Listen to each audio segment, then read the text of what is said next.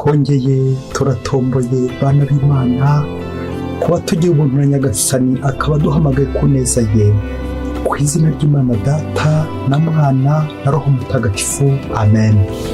Amahoro bana b'Imana, nimuhumure, Imana iradukunda, ije kudukiza kuri iki cyumweru cya 13 mu byumweru bisanzwe, tariki 28 Kamena 2026. Dore amasomo ajya kuduhuza n'ab'ijuru. Isomo rya mu gitabo cya 2 cy'Abami, umutwe wa 4 umurongo 8 kugeza ku 11 n'umurongo 14 kugeza ku 16.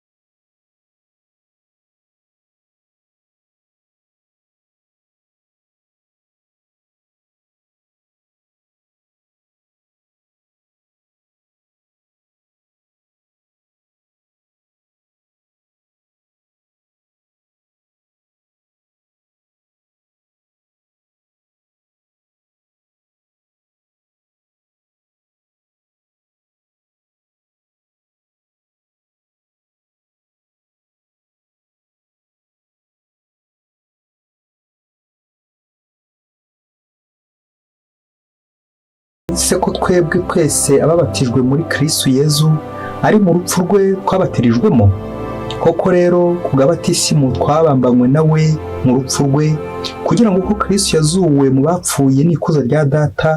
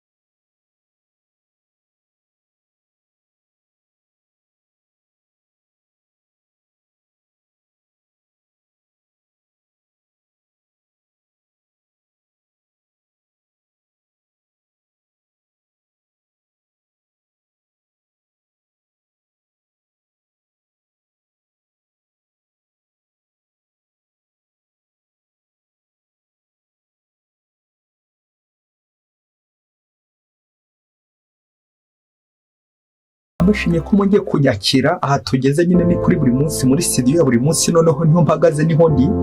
Nari maze iminsi ntari hano, ariko Nyagasani yongeye kunshoboza kuhagera kubera impuhwe ze. Ni mu mpera Imana amashyi n'impundu abanyegereye, abari hasi bari kunyumva. Nshimira Imana ko twongeye kubonana kubera impuhwe zayo. Rero mbashimiye uburyo mwakomeje kunyakira n'uburyo mwakomeje kunsabira. Hagati aho nyine mwarakoze, Imana ibahe umugisha kunyakira n'iby'agaciro. Uyu munsi rero turatondagura iyo nshinga yo kwakira. Ntimuze kuba kure inyakirano zanyu, kwakira neza abaje batugana. Ubwo tuza kuzirikana ku ngingo remezo hamwe n'amasomo mu munsi igira iti ingororano y'uwakira abandi neza cyangwa igihembo. Iyo wakira abandi neza ugira imigisha, ugira igihembo uronka. Hari imvugo Kinyarwanda igira iti umushyitsi muhira kurisha imbuto. Umushyitsi muhire. Ikindi ngo umushyitsi burya n'umugisha. Akenshi tujya duhungeta bagenzi bacu baza mu rugo iwacu, abo duhura ku nzira tukaba twabirukana tukababwira nabi, abo twahuriye aha n'aha ntitubashe kubakira neza. Uyu munsi hari umugisha wawe uteganyijwe kubwo ujya wakira abandi neza ku neza ugira. Ineza yawe rero iragufasha kugira ngo wakire abandi neza. Tumenyera kwakira abandi neza niyo ngororano yacu. Amasomo rero abidufashamo kugira tuzirikane uburyo natwe tujya twakira abandi. Nusanga uri ku rutonde rw'abantu bahungeta abandi batakira abandi neza, ze guca bugufi Nyagasani imbabazi mubwira uti Nyagasani ntabwo ahanganya kwakira. Dore kwakiriye intumwa y'Imana, n'Imana ubwawe yakiriye. Nibyo masomo ajya gutubwiraho.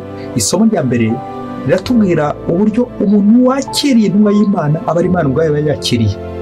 Dore ko usuzuguye intumwa aba asuzuguye n'uwayitumye. Isomo rya twasanze mu gitabo cya kabiri cy'Abami riratubwira umuhanuzi Elisha uri ku rugendo. Hanyuma uko ari ku rugendo nyine hakagira umuntu uza kumwakira, uriya mugore ngo umugore wari ukize. Nahise mbikura mpita numva nyine ari umuntu wari ukomeye. Ibintu yari afite, akagira umutima mwiza wo kubirekura, kutagira ubugugu, umutima mwiza, ndetse akanashikaza n'umugabo we kugira umutima mwiza. Uriya muntu w'Imana, uriya muhanuzi, tumwubakire, tumufashe kugira ngo ajye acumbika iwacu. Nuko gucumbikira Imana iwacu, kwakira Imana iwacu, guha Imana ahantu iryama. Ese uburiri bwawe Imana iriho? Icyumba cyawe Imana irimo? Inzu yawe Imana irimo? Uyu mugore aratwereka umumama mwiza, umugore mwiza uzi kwakira, umutima w'urugo, akakira abashyitsi. Iki rero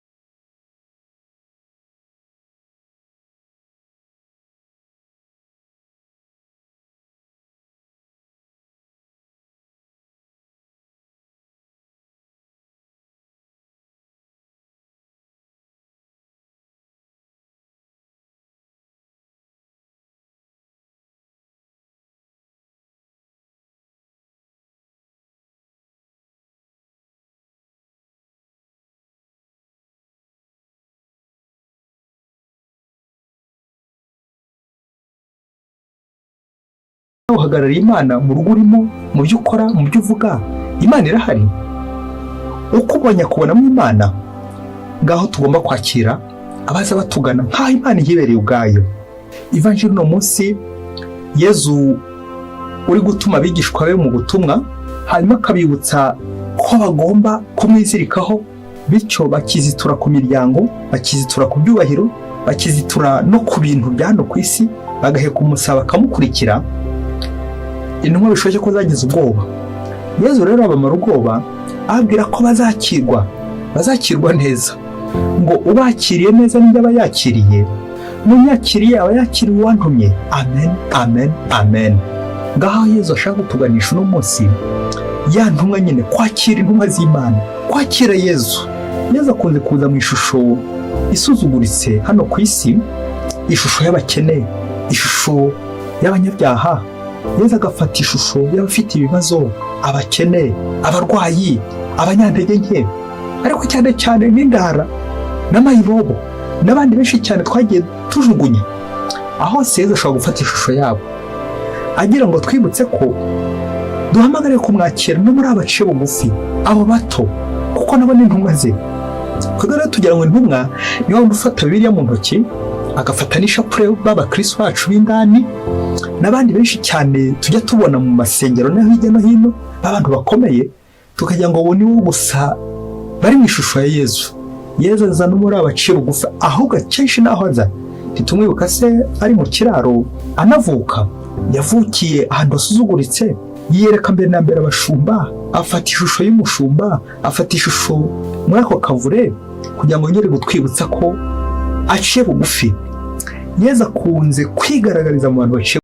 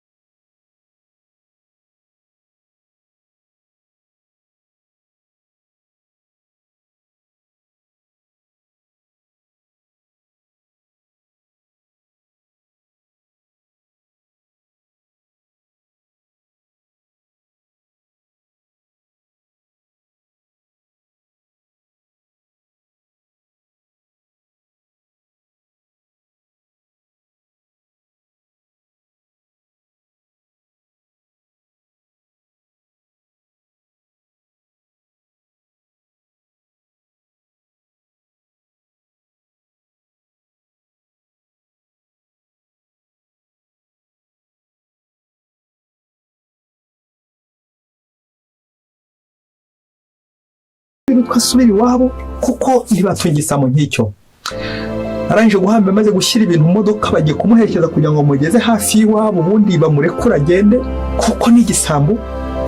Wamubikira yatekereza uburyo agiye kugera iwabo kandi ngo yari yarihaye Imana ati sumbe iwacu ndajya kubabwira ko ndi igisambo koko banyirukana ubusambo koko ibi koko nzabisobanura he. Ararira bikomeye cyane, ararira yibaza ukuntu ajya kujya yisobanura iwabo bagiye kubona agarutse, kandi ntabwo agarutse gusa ahubwo agarutse nk'igisambo, igisambo gusa.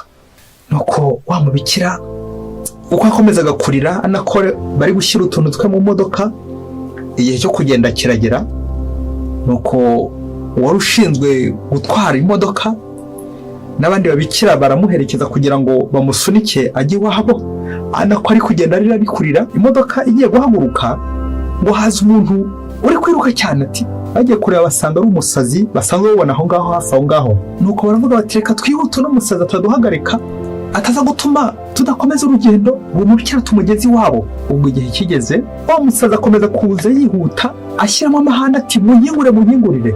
Amukingura imodoka ngo yarazanye agakapu, afata agakapu agahereza mameya wayakomena ati aka gakapu nasanze abajura bagafite. Nuko ndiruka ndabafata bahita bakamba kuko bahise bantinya.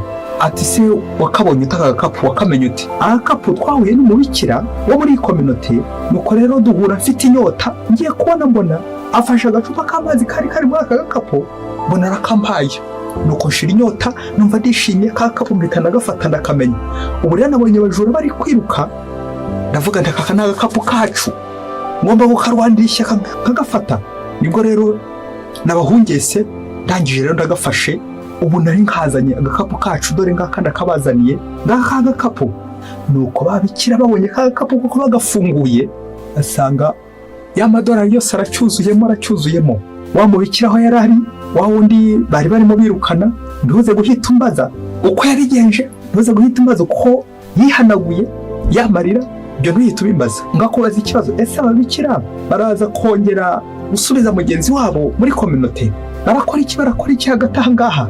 Bayoboke b'Imana Yesu Kristo akuzwe. Maser frere padiri. Mbega wowe reka dusoreze ku bintu bitatu biza kongera kugufasha nawe gutekereza harya ubu ujya wakira abandi. Icya mbere, reka duhagarare gato kuri uno musazi ukurira ifoto y'uwamugiriye neza akamukorera muri ka gakapu agakuramo amazi. Iyi neza yagiriwe none arayizirikanye, ya mafaranga nta nubwo yatwaye arakazanye n'umutima mwiza kandi n'agacupa gato k'amazi bari bamuhaye. Ineza igutanya imbere, inabi izahora iguherekeza. Usabe nemo kugira neza iminsi yose kuko ejo n'ejo bundi hari natwe abandi bazatugira neza. Hari igihe tubona abantu ku nzira ngo n'abasazi, wabwirwa n'iki se ko hari n'igihe umusazi asaba akagwa ku ijambo ry'ishusho y'Imana. Ishusho y'Imana ntabwo ari mu gihe abantu ngo tubona bameze neza bafite ubwenge bukomeye cyane. N'umusazi nawe ishusho y'Imana. Ng'umuhanuzi by'intumwa y'Imana tugomba kwakira agacupa k'amazi. Urabona amamiliyoni n'amamiliyoni karokoye. Ineza ntihera, n'ingororano y'ineza y'abantu bagira neza. Icya kabiri twazirikana, kwakira abandi ntabwo ari gusa kubaha icyo kurya n'icyo kunywa. Mu rugo iwacu bajeyo ati turabazimaniye, ahubwo kwakira abandi no kubakira mu ntege bafite, mu byago bagize, mu bibazo barimo, agahinda abantu bari kurira. Ukuri ifoto nawe uri nk'umwe muri abo bice bari muri iyi kominote, mugenzi wanyu akaza akabwira ikibazo yahuye nacyo, ko yabuze amafaranga, ko yagize ibyago, aho mwabasha kumwakira namwe. Rero ukure amafoto y'ibyabaje bwa mbere urebe abo ujya uhungeta. Biranashoboka ko ari kubeshya ntawamenya, ariko nubwo yabeshya n'uwo mubeshya ugomba kumwakira. Ngaho rero wongere wibaze nawe, hari igihe wasanga waratsinzwe nawe kimwe nanjye, ko bagenzi bacu banyweho n'ibibazo ntitubakire. Komenti zacu turabeshyura umubeshyura umucanzi, kandi se wasanga ariko byagenze nyine, wasanga ari uko byagenze. Nuko rakinyuza imbere Yesu ati Yesu unyakire. Kuko natwe igihe cyose twaretse Yesu agatambuka mu buzima bwacu tuzamererwa neza, ntabwo tuzakorwa n'isoni. Reka maze nyure kwa Yesu mubwire ibyo naronse, mwereke n'amafaranga amaherezo amafaranga bazayiba ariko ntabwo azahera. Kubera iki? Nyagasani arahari kandi aragukunda. Kandi nubwo waba warangaye, Nyagasani naho ngaho akomeza kugenda agushyigikira, agufasha, akwitaho. Dutekereze uburyo tujya duhungeta abandi. Undi yagutura ikibazo aho kugira ngo ucyumve neza neza ukamwihunza ukaguruka ukamureka. Abantu tutagiye twakira badutuye ibibazo, badutuye agahinda, bari mu kaga, ntitubakire. Umugore wawe, umugabo wawe, umuntu mubana ari mu kaga, ari mu bibazo, ariko wanze kumwakira, uramuhungeta, uramukeka, ukamugira nabi, wanze kumwakira. Nyagasani nawe arakubwira ati uwo muntu mubana wanze kwakira intege nke. Nawe uno munsi uhamagara kwakira bene abo ngabo. Icya gatatu dusorejeho ni ukwakira abandi. Igihe uri ku rugendo, igihe uri ku nzira, igihe uri muri biro, kuvuga neza, kumenya gusuhuza. Burya ni ukwakira neza abandi. Kwakira abandi ni ukubasuhuza, ukababaza amakuru, mukaganira, ukabitaho. Kwakira abandi, kwakira bagenzi bacu, abo duhura mu nzira, abo tubana, abo tugendana, abo bose ni intumwa z'Imana. Umuntu wese ari mu ishusho y'Imana. Niyo mpamvu uko uzamwakira kose bizerekana ko iyo neza wagize Nyagasani nawe n'igihe azabikwitura. Mwifurije rero kugira umutima mwiza, mwifurije kugira icyumweru cyiza, mwifurije kwakira abandi neza kuko nawe Nyagasani akwakira. Ariko kwakira Nyagasani ni ukuza kumwakira muri Ukarisiya, mu ijambo rye aza gutwiha mu misa, maze natwe tukamererwa neza kuko twakiriye Nyagasani wacu. Ahasigaye mwifurije icyumweru cyiza. Ingororano yawe izaba nyinshi mu ijuru igihe cyose uzakira abandi neza. Mwese Imana ibahe umugisha. Imana Data na Mwana na Roho Mutagatifu. Amen. Padiri Masumukuru Ladislas wa Diyosezi ya Cyangugu.